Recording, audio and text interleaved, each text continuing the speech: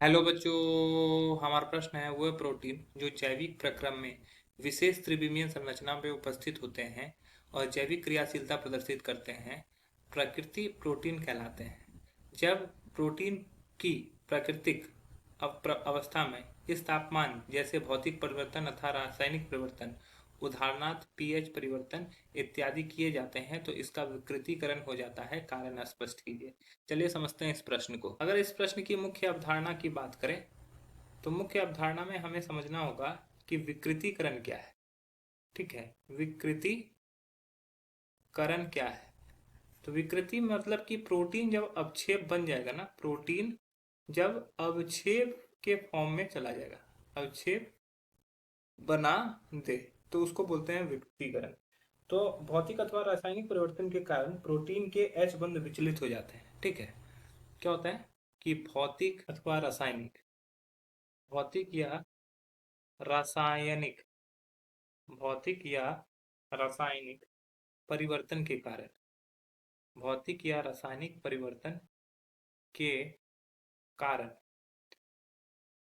प्रोटीनों के एच बंध, प्रोटीनों के एच बंध विचलित हो जाते हैं।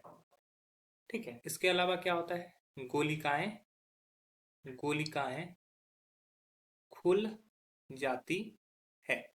इससे क्या होता है, गोलिकाएं खुल जाती है और हेलिक्स, हेलिक्स संरचना जो होती है वो अकुंडलित हो जाती है। हेलिक्स संरचना अकुंडलित हो जाती है, अकुंडलित हो जाती है।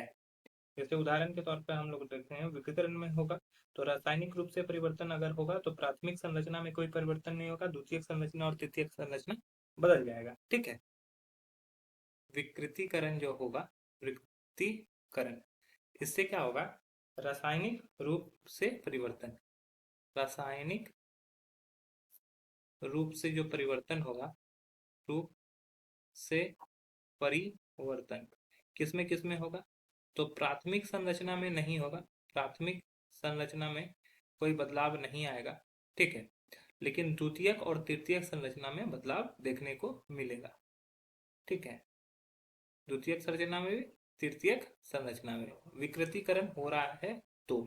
ठीक है, तो इस तरह से हम लोग विकृतीकरण के कारण विकृत प्रोटीन अपनी जैविक क्रियाशीलता को खो देता है।